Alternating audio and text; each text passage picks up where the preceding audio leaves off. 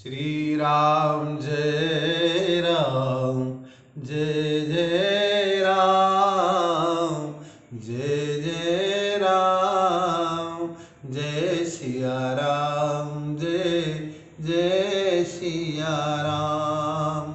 कृतयुग सब योगी विज्ञानी करि हरि ध्यान तरहि भव प्राणी। त्रेता विविधि यज्ञ नर करहि प्रभु समर्पि करम भव तरहि। द्वापर करि रघुपति पद पूजा नर भव तरहि उपायन दूजा। कलयुग केवल हरि गुण गावत नर पावहि भव थाहा।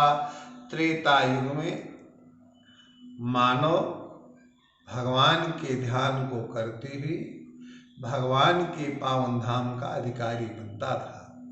उस समय भगवान का ध्यान लगता भी बड़े अच्छे ढंग से था, क्योंकि वातावरण शांत होता था, प्रकृति मनुष्य का सहयोग खूब करती थी, पक्षियों का कलरव होता था, जानवर क्रीड़ाएं करते थे, निर्मल जल सरिताओं में प्रवाहित होता था, वृक्ष सुंदर फलों की प्राप्ति कराते थे, गायें अमृत जैसा दुग्ध की प्राप्ति कराती थी।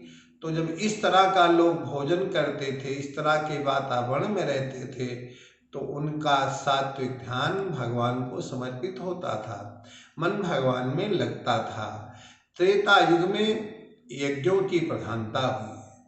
त्रेता में बड़े विशाल विशाल यज्ञों के माध्यम से कई कई वर्षों तक यज्ञों का अनुष्ठान करके मानव मात्र परमात्मा की भक्ति को प्राप्त करता था। और जब त्रेता के अंतिम चरण में भगवान श्री राम का अवतार हुआ, तब द्वापर से पूजा प्रारंभ हुई।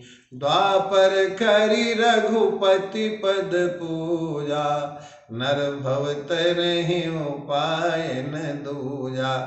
भगवान की पूजा में नियम है, भगवान की कथा में कोई नियम नहीं है, इन पूजा में नियम है। अगर पूजा में नियम का आपने उल्लंघन किया तो पूजा का फल आपको मिलने वाला नहीं है। तो द्वापर में जो पूजा प्रारंभ हुई, कलयुग में उसका भी रूप बिगड़ने लगा।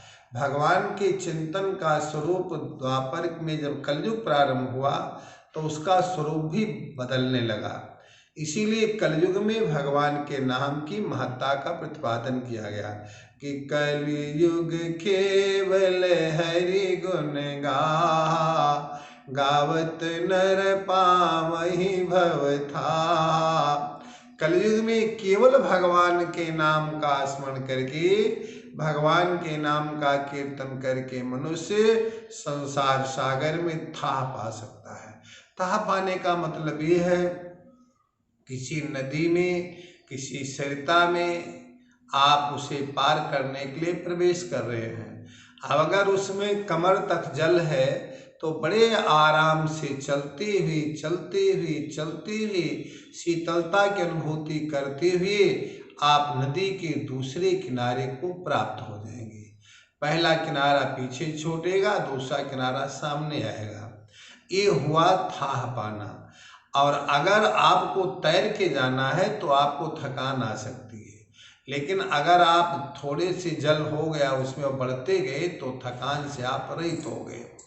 तो कलयुग में भगवान का नाम संसार रूपी समुद्र में परमात्मा के धाम को जाने के लिए मनुष्य के लिए पूरे जल को थाह ला देता है। जो थोड़े से जल में चलता हुआ बड़े आराम के साथ भगवान के धाम का अधिकारी होता है। भगवान का धाम क्या है? यद गत्वा नानिवर्तन्ते तद्धामं परमं मम जहाँ जाने के बाद जीवात्मा को वापस पृथ्वी पर नहीं आना पड़ता, संसार में नहीं आना पड़ता, वो भगवान का धाम है। भगवान के उस धाम में न सूर्य का प्रकाश है, न चंद्रमा का प्रकाश है। वो स्वयं प्रकाश से प्रकाशक रामो, मायाधीश ज्ञान गुण धामो। भगवान का धाम भगवान के तेज से स्वयं प्रकाशित है, स्वयं आभासित है, स्वयं समस्त सुखों को देने वाला है। ऐसे परमात्मा की प्राप्ति करने के लिए जीव को भगवत नाम का सहारा लेना चाहिए। बोलिए भक्त वत्सल भगवान की जय।